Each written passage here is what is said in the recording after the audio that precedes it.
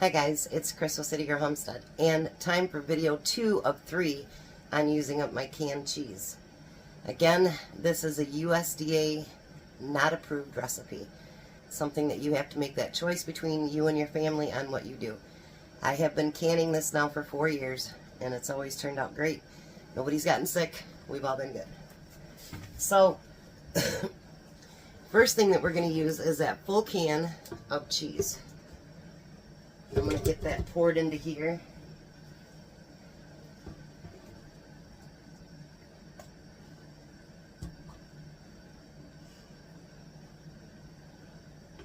These cans are quite heavy, actually. Hence the name 10-pound can, right? Chris got jokes today. Now I'm going to do it a little bit different than I've done it before. And no, it won't change the safety of it. It's just something I think will make it easier to debubble and whatever. It's just an idea. If it doesn't work easier, then that's okay too.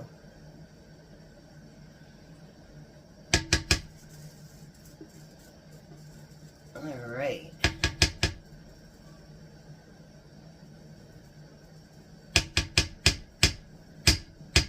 Don't want to waste none of that cheese.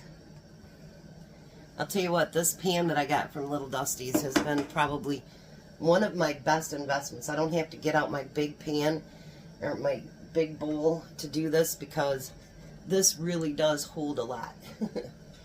Now I used, and you can use jars or cans or whatever you want. It basically works out to 12 cups of chicken broth. I guess you could use beef or vegetable or whatever you wanted to use. But I use this Knorr's, and I made 12 cups of broth up. It's certainly much more cheaper than to buy a bunch of broth, or how I feel, use up a bunch of my own.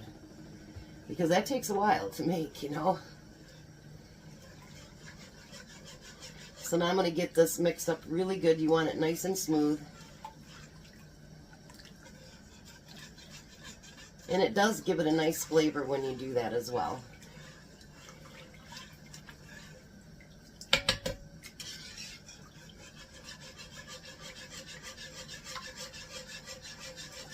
Alright, let me get this cream together real good. You don't have to watch me stir.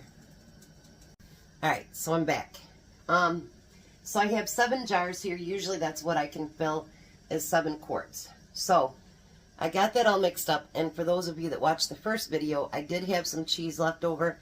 I went ahead and mixed that in there. It'll just be a little bit cheesier. Anything I have left, Jack will usually make his own mac and cheese out of it. So what I want to do this time differently is I want to put, without making a huge mess, I want to put a little bit on the bottom of each one of my jars.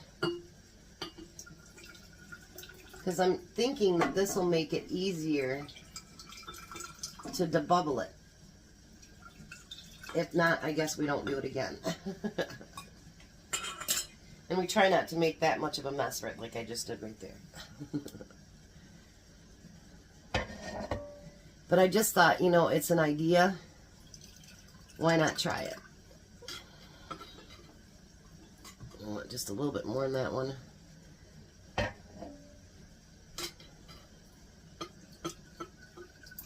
I've made more of a mess, that's for sure. But that's okay. That is okay. So now I will put the measurements down for pints. I don't remember them right at this minute, but I will put that down as well, how much for pints. So for quarts though, we need 1.3 cups. And I think 3 pounds of macaroni does it. You don't want the overfilling, you know, you want just a nice scant cup of your elbow noodles. And you don't need to use elbow noodles. You can use whatever you want. Like, one year I did it for my grandkids, and I had the, like, I think it was trains or something. They loved it. So that's what mattered. You can use, you know, ABC, you can do whatever you want. you want to do something up for the kids or grandkids, why not? And this too is part of the Canuary, and I will put the other channels in the description box. So make sure that's where you look for it. So there's a cut through all of them. Now we're going to go back and do the third. And I do have something that holds extra noodles, so if I have extra left, I just put it in those things that Courtney made me from the kids. No biggie. And I will tell you guys, this is like one of the best mac and cheeses. I give it every year for Christmas. And I have pints left downstairs. I have only 1 quart left. The pints I send to work with Tom when, you know, like we eat up everything that night for dinner. Then he goes downstairs and gets something, soup or mac and cheese or whatever it happens to be, and then that's what he has.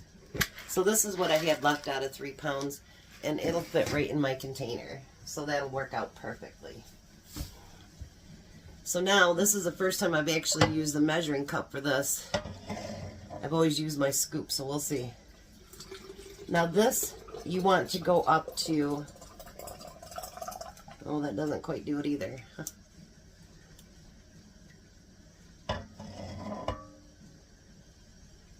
It does make more of a mess, though, I will tell you that, so I might not keep doing that. But with your mac and cheese, see what I mean? It's making a mess. Your mac and cheese, you want to go up to about your 2-inch headspace, because all those noodles are going to expand. They don't get mushy, nothing like that, but they do expand, so you want to make sure that it has room to expand. If not, they won't seal.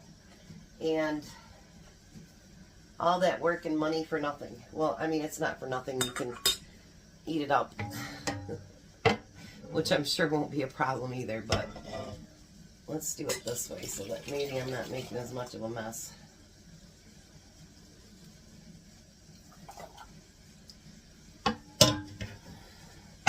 Kind of move them away from each other when I do it. This towel is going to be really dirty.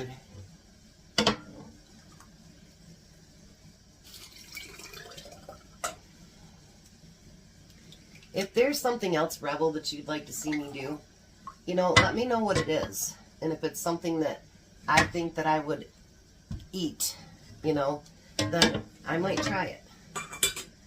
So let me know if you know of something, and if it sounds real good and it sounds safe, I just might do it. I'm not afraid to rebel if I feel it's safe. If I don't feel it's safe, I won't do it. Or if it's something I just won't eat. How's that?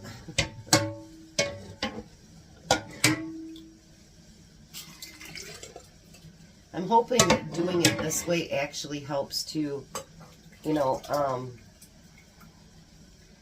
to be able to debubble a lot easier. These will definitely have to be washed really good before we put them on the shelf. The other way is a lot cleaner, that's for sure.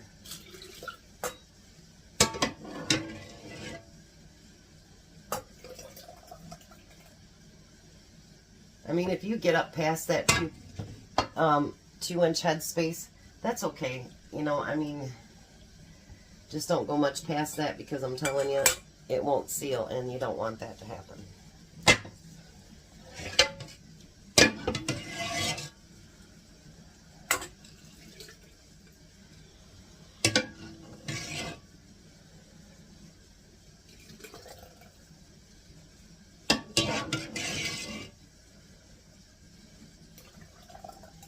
I'd probably have enough to do another quart, but I'm not going to run a canner full just for 1 quart.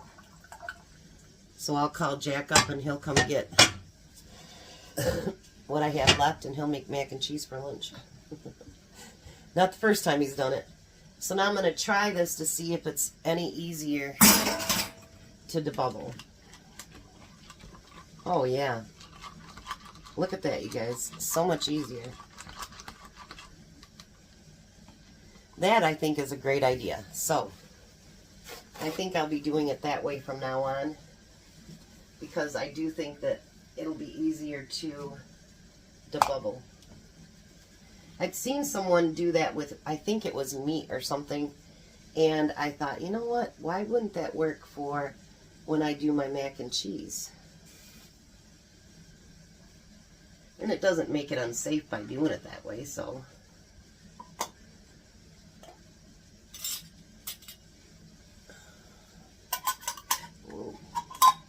Kind of need the lid on there. And then we're going to put those in there. So let me get them all filled up, and I'll be right back. Alright, so now I have all 7 quarts debubbled. They're in my, these ones have to be pressure canned.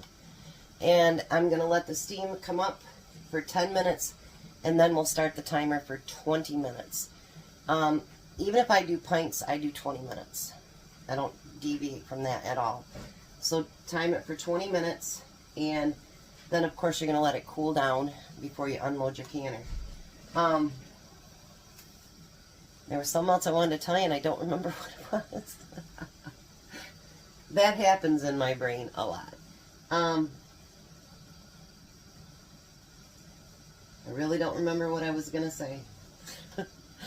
But anyways, the mac and cheese turns out really, really good. I'll come back when it's done so you can see. And adding that little bit of cheese at the bottom, I think really is a great idea, because it does make it so it's more consistent and it's easier to stir. Oh, I remember what it was. While I was debubbling everything, I called Jack and he came over and got the leftover. So he's going to make mac and cheese today for lunch. So nothing went to waste. And 2 cans down. So I'll be back when it's done. And then we'll come back a little bit down the road here for our final thing to use up the 2 last cans that I have. There we go. 7 beautiful quarts of mac and cheese. And believe it or not, that macaroni does not get soft and squishy at all. It's perfect when it comes out. So there you go. 2 of the 3 down.